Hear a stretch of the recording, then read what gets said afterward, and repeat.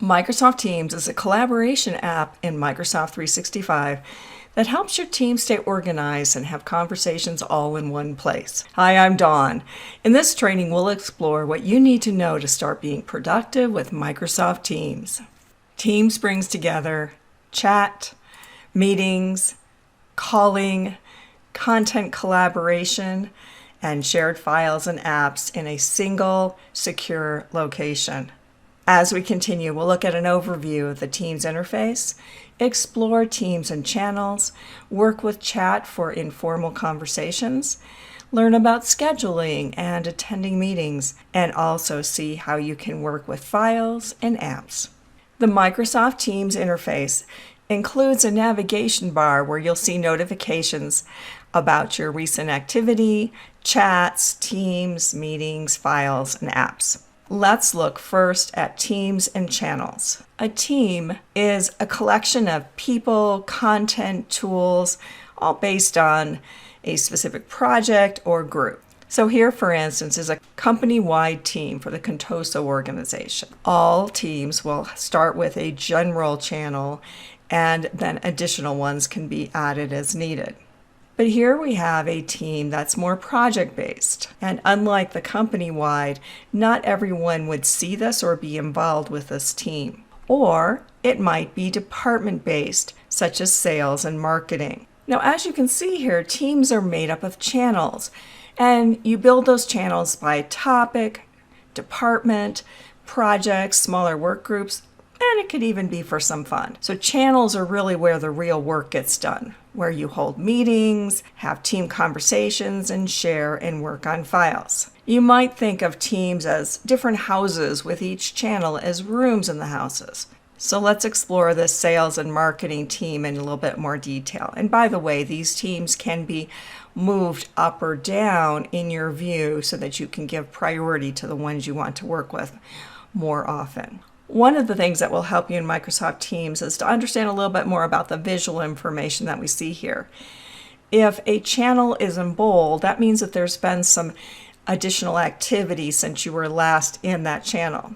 Here we see an indicator which is telling us that we've had some @ mentions, that is, some specific mentions to us personally or to that team. The exclamation mark indicates that we have a message or conversation that's been flagged as important. If I click on monthly reports, we would see this important message as part of this conversation within this channel. As we continue, I'll show you how to create and manage teams and channels.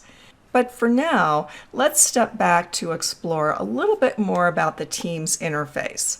In the navigation bar, we can see that we have some additional indicators. Activity is showing you everything that's happened on your team and all of your unread messages, replies, mentions, and so on. This number here is simply telling us that this much was missed, or that we've got this much to look at. And then we can follow then this activity to see exactly what happened. And it could be that someone mentioned you or that someone reacted to a post, all of this activity here. So you can make a determination about where you should go next. The nice thing about this activity as well is that there is a filter. So within that, I could type in a specific word that I'm looking for, and notice how that filters down the mentions or the activity, whether or not it's something that I've seen before. Chat is where you can start a conversation with one or more members of your team or organization. This is also where you can make video or audio calls directly from chats. In the calendar, you can view your weekly schedule and easily create new meetings. In calls, if this option is enabled by your organization, you can use this area to call people or sometimes even to capture voicemail. From the files icon, we can then see all the files that have ever been shared by the team. And the apps icon, this gives us the ability to access additional apps that we could run or work with through Teams.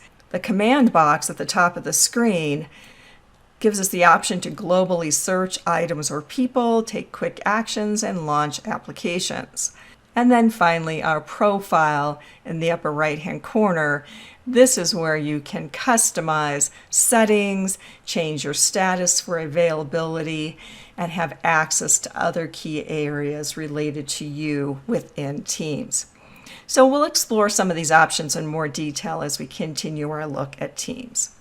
Let's look next at creating and managing teams. In most organizations, everyone can create a team.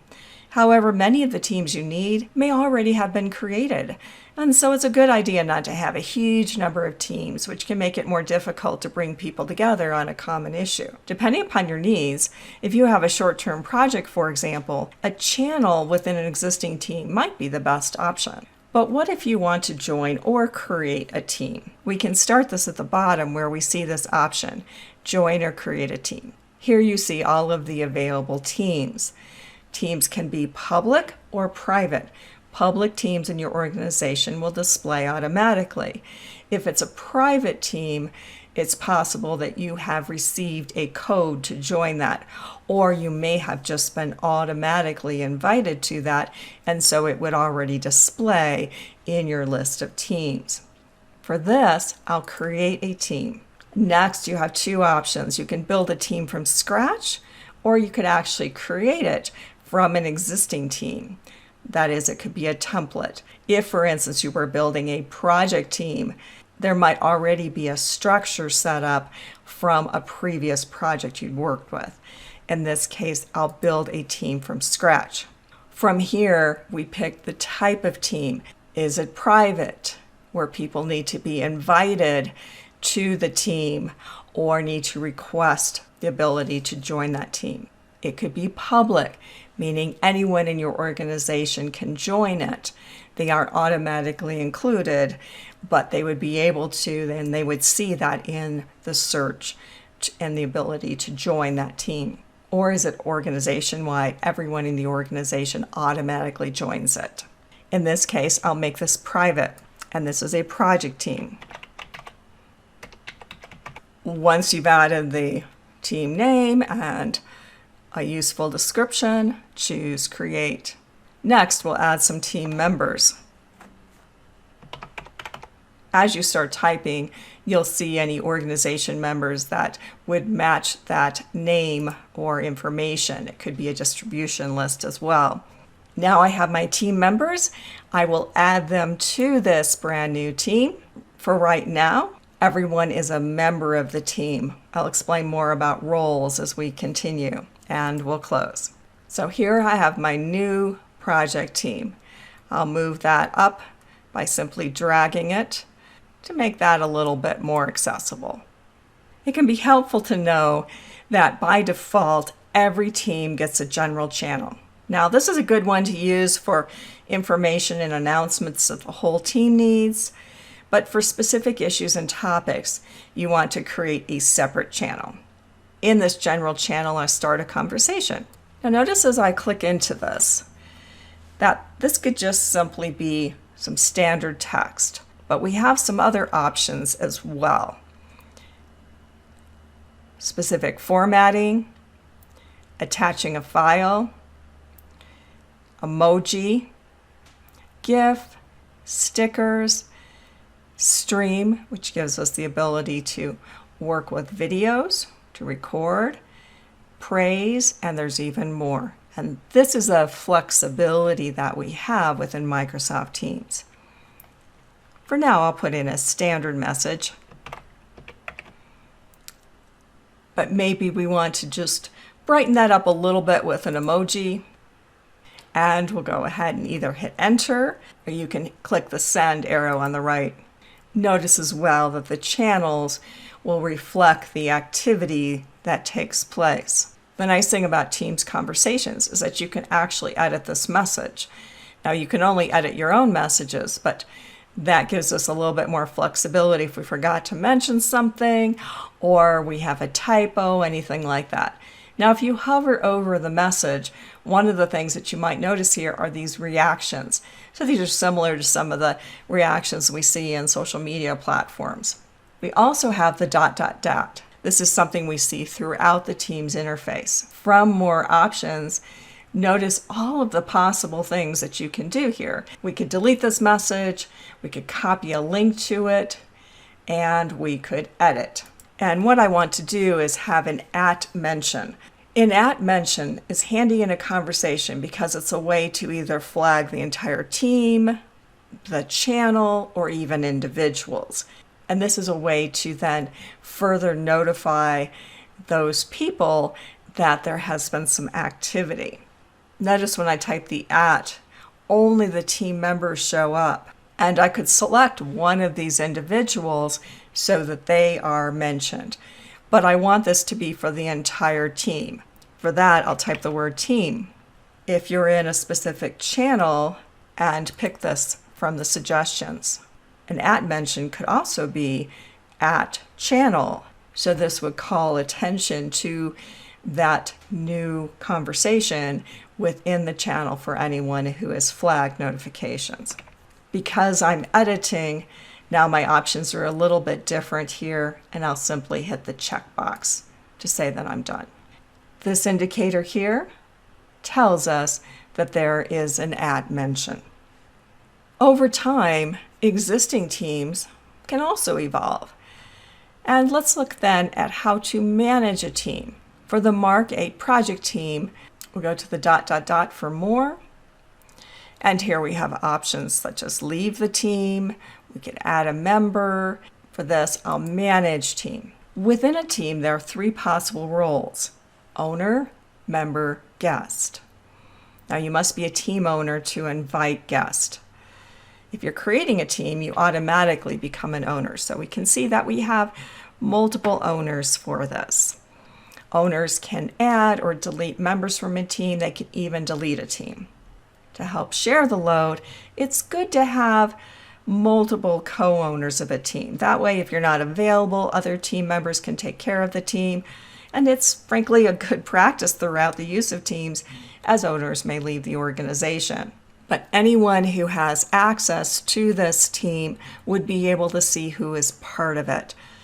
And here we can see then the additional members, their role within the organization.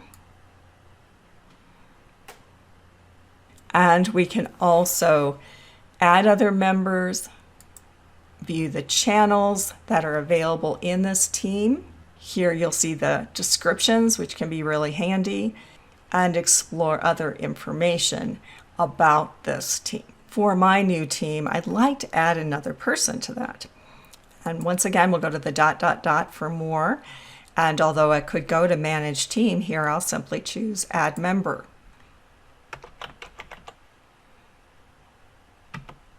And I'll add Nestor to the list. What if I want to change his role? That's where we go back to manage team. And I have my members and guests. Here is Nestor. Under role, in the drop-down, I will choose owner. But now Nestor and I are both owners of this team.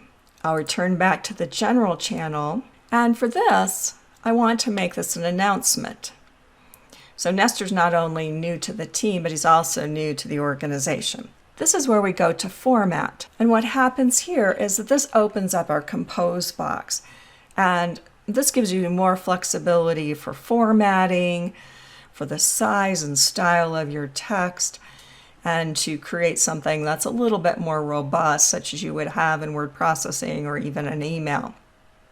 For this, I want this to be an announcement rather than a conversation. So now I even have more options in terms of how this might look. And further formatting is available over into the right-hand side, where I could choose a background image or even change the color scheme here. I'll send this now, and it will display within the general channel. As a team evolves, you'll likely want to add other channels for specific work. That is, not everyone in the team may be involved in more focused projects, and it helps to keep things organized as most people are part of multiple teams. To create a channel, I'll go once again to the ... add channel. Any of the team members can do this.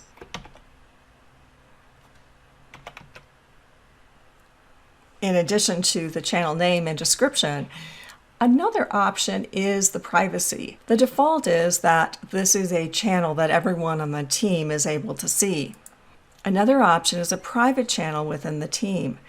So a private channel is limited to specific members.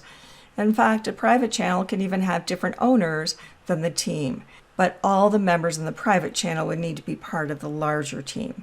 A private channel might be for financial or personnel issues or things that are a more limited, secure conversation.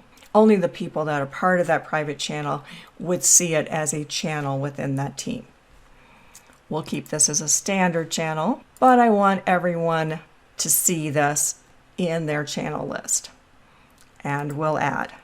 At the top of each channel are tabs. And these are how you organize your work with links to files, apps, and services. Every channel has 3 default tabs.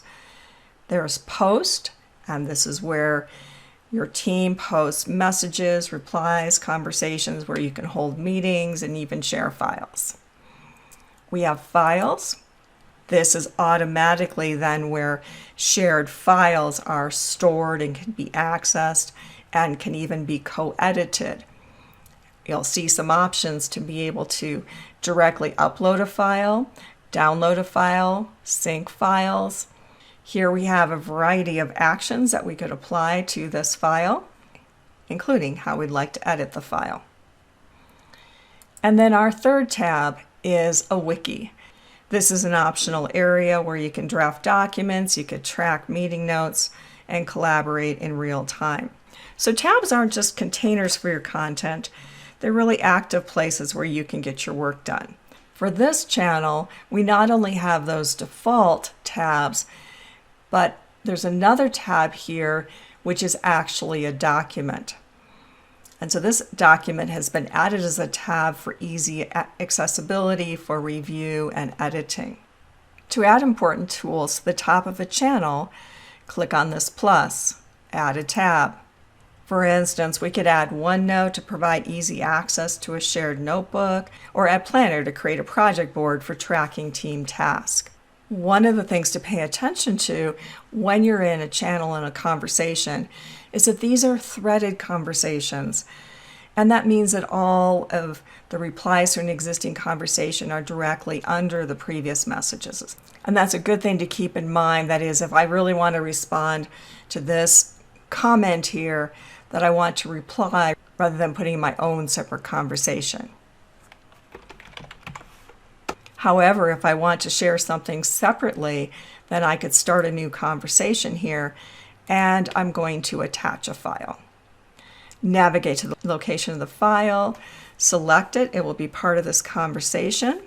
I'll use an @mention here, and I want to @mention the channel.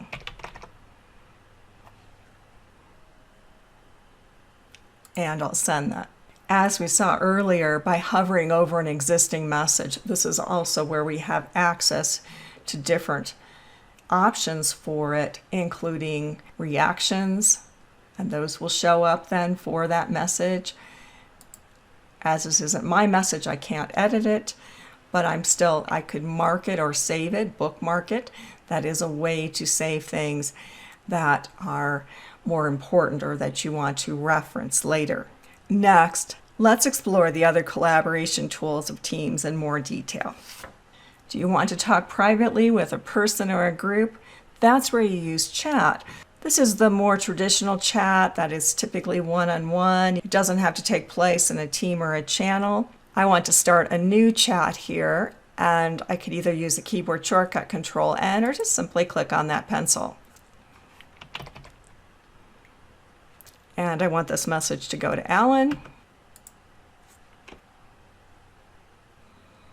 I'll hit enter to send that. Notice I have other options. I could have started this as a video call, an audio call if that's supported in your organization. I could start screen sharing. Could add people to this. Or I could even pop out chat, which is a great feature when you might be working on other tasks in Teams or other projects on your computer. If I have Teams minimized, or I'm working on another project, I'll see this notification that Alan has responded to my chat. And now I have an update for that. And depending upon how formal or informal my organization is, then we might add a GIF or something else fun to response.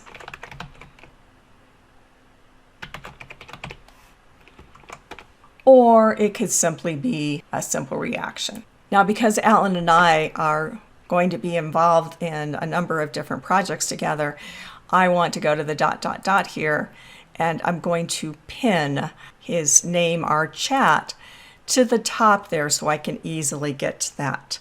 In Calendar, you can see everything you've got lined up for the day, the week, or the work week. This is easy to change in the upper right-hand corner, where we can select that we might want to see the entire week or focus just on the work week. This is also where we can schedule a meeting, because your meetings list stays in sync with your Outlook calendar, so you always know what's going on. So if I want to schedule a new meeting, I'll simply choose that option here. I'll add a few people to this meeting. You could also invite other people who are outside the organization. So the meeting doesn't require that they have Teams as they access the meeting through their browser. But this is an internal meeting for our design project. And when do I want to schedule that? I'd like to schedule that next Tuesday. And it might be a little hard for me to know about availability, so this is where I could go to the scheduling assistant to see when we might be able to do that. And it looks like a lunch hour might be really helpful for us on that. So go ahead and select this, and we'll go back to the details. If we want, the meeting could take place in a specific channel, and I'll do that in the design channel of this project. This also means that everyone would get a notification for that meeting in the channel. And I'll send this. That meeting not only shows up here in Teams, but it also syncs with my Outlook calendar. Another option in Calendar is Meet Now. This can be for a more impromptu meeting. This is also available for us in our Teams and specifically within a channel. So here we have that Meet Now option, as well as the choice to schedule a meeting. Either way, this takes us to the same place where we can then start a quick meeting. I can put in a title here, decide whether or not I want to turn on video, and choose Meet Now. So now I have the option to invite other people to that meeting. As with other Teams meetings, here we have a meetings toolbar where additional actions are available to us. Let's wrap up this tour of Microsoft Teams by looking at the command box. So wherever you are in Teams, the command box is always there at the top of the screen to help you search, take actions, launch applications. For instance, to search for a message or a person or a channel or even a file, just type what you're looking for here in the box. One suggestion is simply the sales and marketing team, or I could hit enter to see what other matches there might be. And then this would take me directly to those conversations. Another way to leverage the command box is through slash commands. And you can either type in a slash at the top here, and here we have quick access to some common actions. Even faster or easier, because we don't have to navigate up to the command box, is Control and the slash. From here, we see a list of descriptions where you can access specific content, get help, or even change your status. Pick the one you want or just type it. So for instance, we have help, keyboard shortcuts, what's new, and access to files. And that's our look at getting started and saving time and effort with Microsoft Teams. Thanks for watching.